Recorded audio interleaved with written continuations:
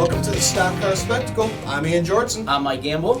And, of course, Nick is still gone.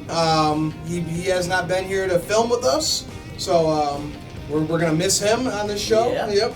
So let's go right into our diecast of the week. We missed that on our review show, so let's go into it on our preview show. So I went with Ryan Blaney's PPG paint scheme from the 2018 season.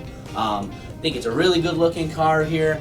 I think it's one of the best looking schemes that he runs every year. That fact that they're leaving this year and jumping over to the 2 car really kind of upset me when I first heard about it. Yeah. So I think it's one of the best looking cars week in and week out. I was really hoping to see Ryan get a win in one of these because, man, that would make a sweet race. Oh, yeah, dude. Yeah. Without a doubt. Absolutely. Yep. So I see something is cased up over there again. Yep. What do you got? So I got Kevin Harvick's 2018 Las Vegas win. And I don't know if you remember, but this is the car where he had the bent-in rear window and his win got encumbered. But it's pretty cool because it was Stuart Haas's 100th win as a team. Right. And it was pretty funny the week after when he was at Phoenix when he tapped the rear window. Yeah. So I don't know. I don't think he really deserved to have that win taken away because it was kind of, the team really couldn't do anything about it during the race. Yeah, what are you supposed to do? Yeah, what are you supposed to do? But hey, they still kept it as a win. They didn't take away like they're doing now with the new rules. So he was still able to keep the trophy, the money, but the points were taken away, unfortunately. But still a pretty sweet car. He had so many wins in 2018. Yeah, he was on a tear that year. Oh, yeah, he won me a lot of money that year. All right, so let's get into our Vegas rundown. Mike, Jesus Christ. Yeah, we're all messed up. Yep. Who am I sitting next to right now? All right, buddy, you cover the trucks. Right. So going into the trucks, once again, it was the Kyle Busch show. We know Kyle Busch comes down, runs this series periodically, and he absolutely just steals the show every time he's there. There was another case of that this weekend. Came in most of the race, when they say long green flag runs, he had 3, 4, 5 second leads. And that's pretty much the biggest stories of the truck race, unfortunately. Yeah. So once again, we have that going on. Johnny Sauter, the highest finishing regular truck series driver in second. And he was 7 seconds behind, too. Right, absolutely ridiculous. Yeah. So, honestly, wasn't a whole lot to report on this week from the truck series. Like I said, Kyle Busch's performance kind of overshadowed everything. Basically. Yeah, brought up a lot of mixed reactions on social media. Yeah. Natalie Decker with another finish, which is, I think, her highest streak in her career so far. 6 finishes in a row. Right. So, yeah, that's good. Yeah.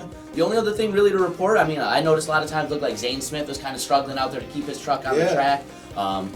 Put a couple people in some goofy situations, Ben Rhodes being one of them, who rallied back for a top 5 finish on his birthday. Happy birthday to my guy Ben Rhodes. Happy birthday, Shout Ben. out to you, big top 5. Love it. So good to see there. Yeah, and it was pretty crazy. He was slow in practice and qualifying, but he really found the speed in the race. So what I've noticed is that seems to be the way it's kind of gone since he's switched crew chiefs from Eddie Traconis to Matt Noyce. Yeah. When he had Eddie Traconis, Eddie would seem to bring him a better truck to start the week with. Mm-hmm. He'd be, right in the top 5 in speeds in practice almost every week. Yeah. But with Noyce, it seems to me that he's not quite as good at bringing the raw speed, but he's phenomenal at making the in-race adjustments. So they'll bring a truck that might be a 10th to 15th place truck, and then they'll work on throughout the race. And the next thing you know, he's got a top 5 winning truck. Right. And they do that all the time. So, you're starting to see that more and more. So, but, other than that, like I said, really not a whole lot to report on from the truck race. The Kyle Busch show once again. So it's his 7th win in a row in the truck series. Exactly.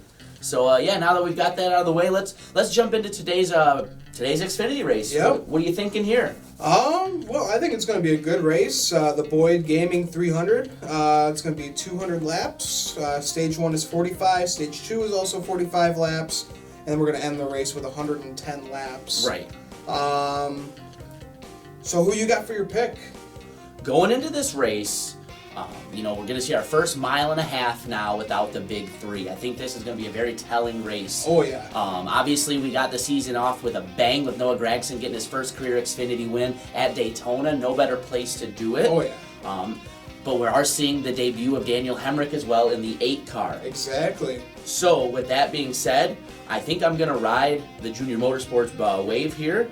I'm not going to, out of respect to our boy Nick, who's not here, I'm not going to pick him. I'm going to pick a teammate, and I'm going to go with my guy, Justin Allgaier. Running top 5 lap times in first practice. They seem to always be fast here at the 1.5-mile tracks, and I think he's going to rebound from last season with the one win. So I think today is going to be number 7, getting it done in victory lane, Justin Allgaier. All right. And Nick, he sent me his picks. Nick is going to be going with Chase Briscoe. I think that's another great pick. My pick that I got to be going for is Ross Chastain. This is where he picked up his first career Xfinity win. Right. And he was fastest in practice.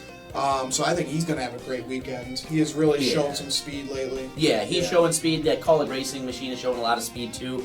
I see them being another one of those teams who's going to be right up at the front every race. Oh, yeah. And I think, like you said, I think he's a very strong contender and a strong pick to get that first 1.5-mile victory of the season here today. So. And then Brandon Brown, second place in practice yesterday. It's incredible for that team. They found some speed. Hopefully they'll have a good run during the race today. Right, yeah, hopefully. That's a team, obviously not the most funded team in the Xfinity Series. So anytime you see them towards the front, good look for them. Brings in some eyes to their operation. So hopefully they have a great finish. They're able to do something with that today as well. Exactly. All right, so let's get into the Cup Series. We're going to be talking about the Pennzoil 400. It's 267 laps. Stage 1 will be 80 laps. Stage 2 will also be 80 laps. And then we're going to end the race with 107 laps.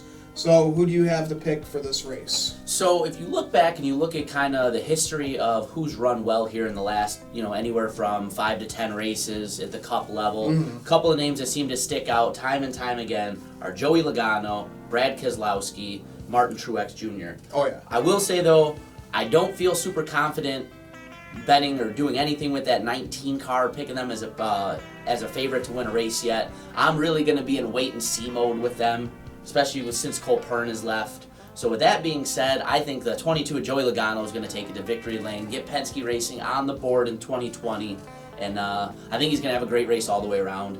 All right.